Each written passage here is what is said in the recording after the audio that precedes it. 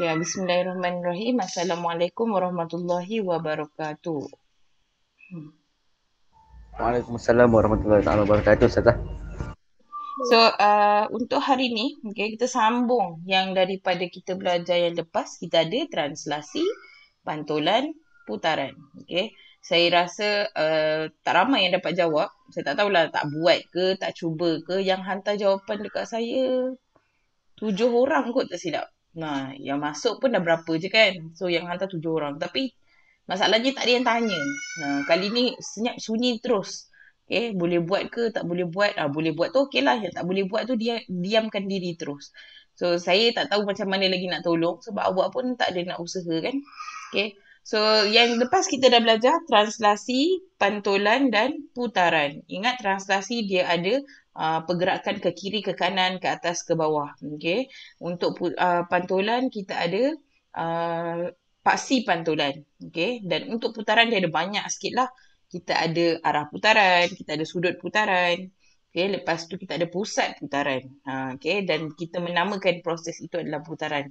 Okay. So itu adalah perkara-perkara yang awak kena ingat bila ditanya berkenaan dengan memerihalkan suatu transformasi isometri lah. Okay. Dan bila awak ada satu diberi objek dan image, awak kena kenal pasti apa yang berlaku terhadap image ini. Adakah dia melalui proses translasi, pantulan atau putaran. Okay. Topik ini berkaitan dengan itu sahaja sebenarnya. Dia pusing-pusing dia dekat situ sahaja. Sebenarnya transformasinya ada satu lagi. Okay. Dia pembesaran. Tapi pembesaran yang awak tak belajar dalam masa menengah rendah.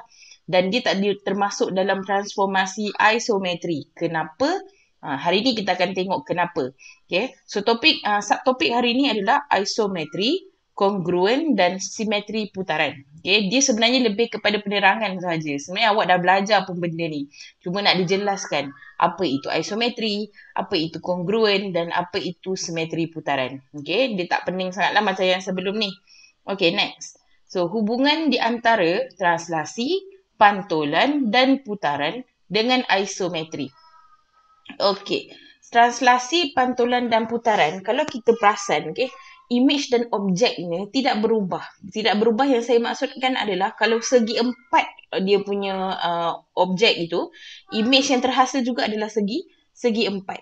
Okay. Dan dia tidak akan berlaku membesar atau mengecil. Okay. Berpusing itu mungkin. Tapi dia punya dia punya size, okay, dia punya terutamanya saiz lah dengan dia punya rupa bentuk tu sama, tidak berubah. So isometri ialah transformasi yang mengekalkan, okay, saya highlight, yang mengekalkan jarak antara sebarang dua unit. Okay, sebarang dua unit ni adalah antara image dengan objek lah. Okay, maka ia akan menghasilkan image dengan bentuk yang sama dengan objeknya. Okay, so dia tidak akan mengubah. Okay, tiba-tiba awak tengok cermin, mata awak tiba-tiba tinggal satu je. Okay, dia tidak akan mengubah. Kalau dah jadi macam tu, jadi sesuatu lah. Tepat-tepat lah awak lari daripada cermin tu. Okay, so translasi, pantulan dan putaran, okay, dia punya objek dan image adalah sama macam isometri. Okay, maksudnya dia masih mengekalkan jarak, okay, dan image-nya dan adalah bentuk yang sama, saiz pun sama, maka dia adalah isometri. Okay, sebab itu translasi, pantulan dan putaran dikira sebagai isometri. Sebab dia saya ulang sebab dia menghasilkan mengekalkan jarak sebarang dua unit, yang pertama. Yang kedua, image dengan bentuk saiz yang sama. Okay, so transformasi yang membesar atau mengecilkan suatu objek bukan transformasi isometri. Nah, dia transformasi tapi dia tidak isometri. Okay, sebab dia membesar dan mengecil. Dia mengubah sifat pada image benda itulah. Asal objek itu kecil. Tiba-tiba image ni besar. Okay, so dia bukan dikira sebagai transformasi isometri. Tapi dia masih transformasi. Okay, next. Okay, kalau tadi kita belajar berkenaan dengan isometri, kali ni kongruen pula. Apa itu kekongruenan? Okay. Di bawah satu isometri, objek dan image adalah kongruen. Kongruen dia macam sama lah. Okay, sebab dia masih mempunyai size dan bentuk yang sama. So, objek dan image itu kongruen. Macam itu kita sebut.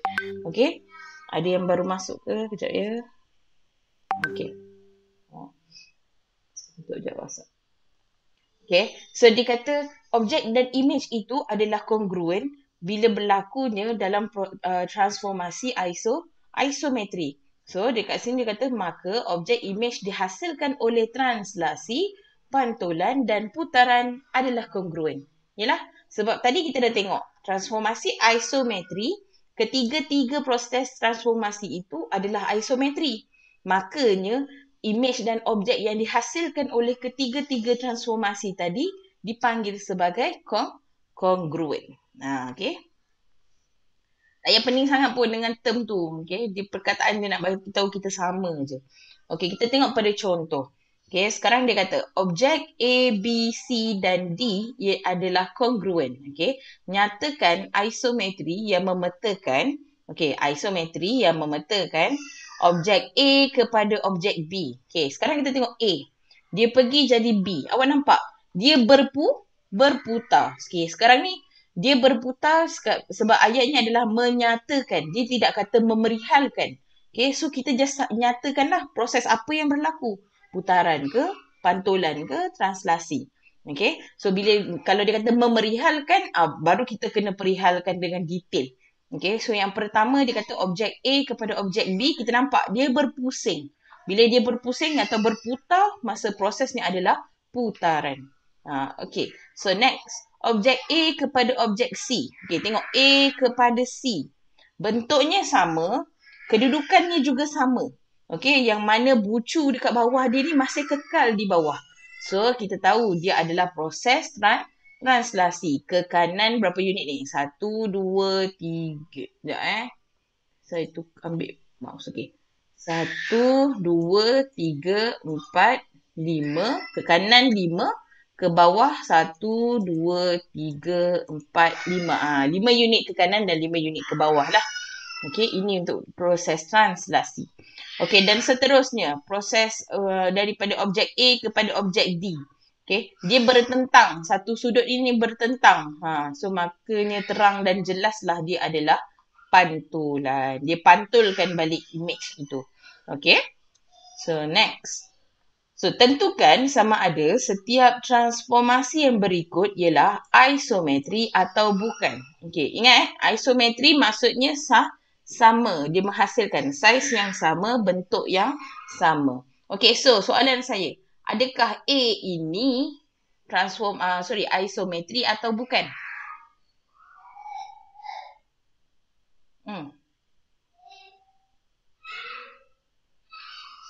Isometri.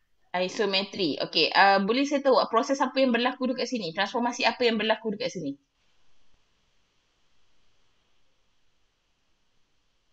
Cuba. Pantulan. Okey, tak apa. Try. Pantulan. Ni pantulan. Okey. So, yang sebelah kanan ni, B? Isometri atau tidak isometri? Isometri. Tengok betul-betul belakang dia ni. Sama ke ni? Bukan. So dia bukan isometri. Depan nampak sama, belakang bukan. Okey, gambar rajah C. Tengok betul. Isometri ataupun tidak? Isometri.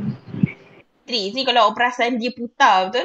Okay, kita tengok dia punya ni putar ke kanan ataupun mengikut arah jam. Okay, so gambar rajah D ni dia sedikit confused kat sini. Adakah dia dikira sebagai isometri ataupun bukan? Ya. Halusnya lah menjawab. Ya. Okay. Ya. So, kita check kat buku teks awak 11.5. 11.5.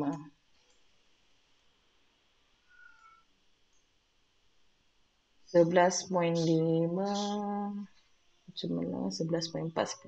Okey.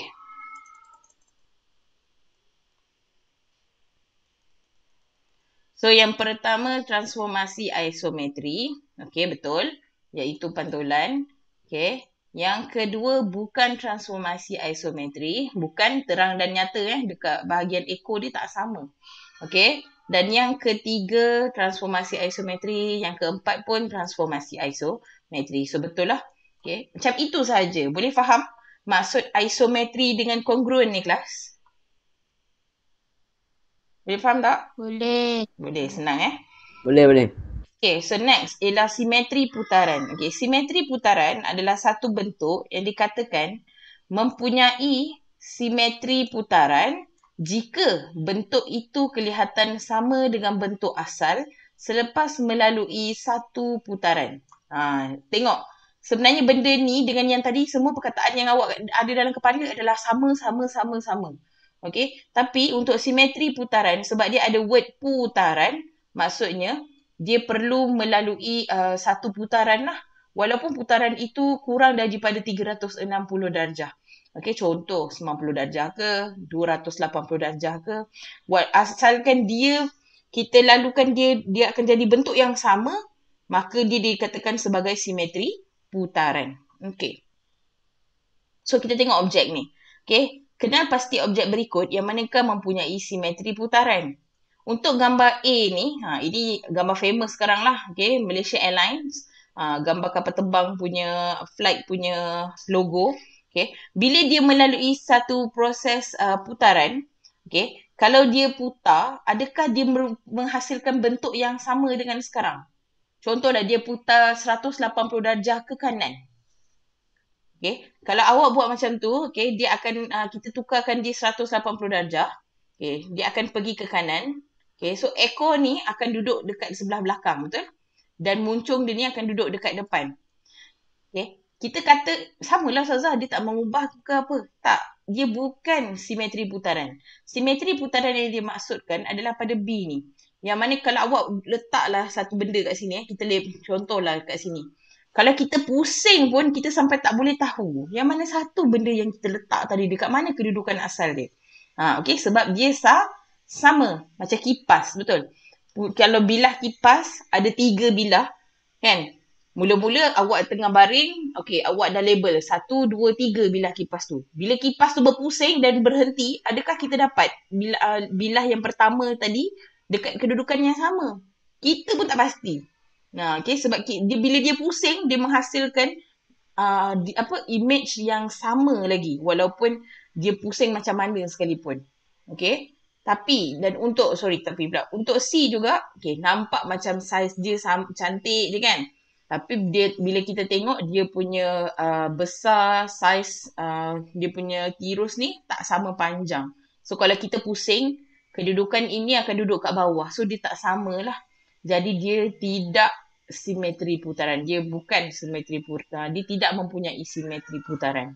Okay, so senang cerita, benda macam yang simetri putaran ni kita boleh tengok macam bola, okay, macam kipas.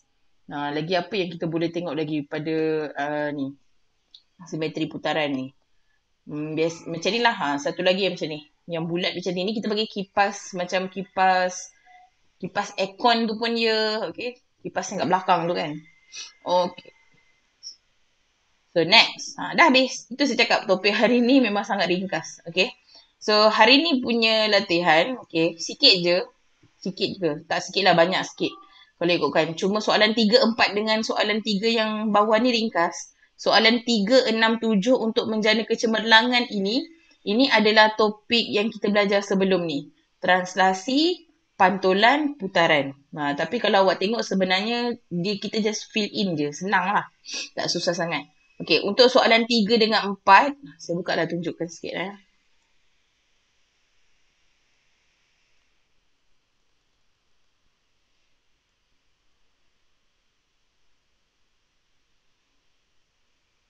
Bab 11, okay ni.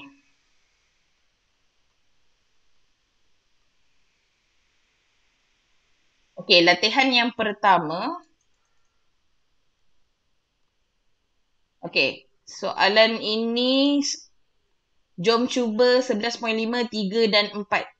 Okay, so 3 dan 4 yang inilah. 3 dan 4. So awak cuma sekadar dalam rajah, okay, nak tahu jenis transformasi je untuk objek P. P pergi A, dia melalui proses apa? Translasi ke? Apa ke? Pantulan ke? Putaran ke? So P pergi B, proses apa? P pergi C, proses apa? Macam tu Okay, untuk soalan 4 pula, dia nak tentukan yang mana bentuk tu kongruen. Kongruen tu sama. So awak kena tengok lah Walaupun dia melalui apa-apa proses asalkan dia sama. Contoh K dengan M ni sama ke tak sama? Okay, so kita tengok macam tu. Tu 3 dengan 4. Okay, untuk yang seterusnya,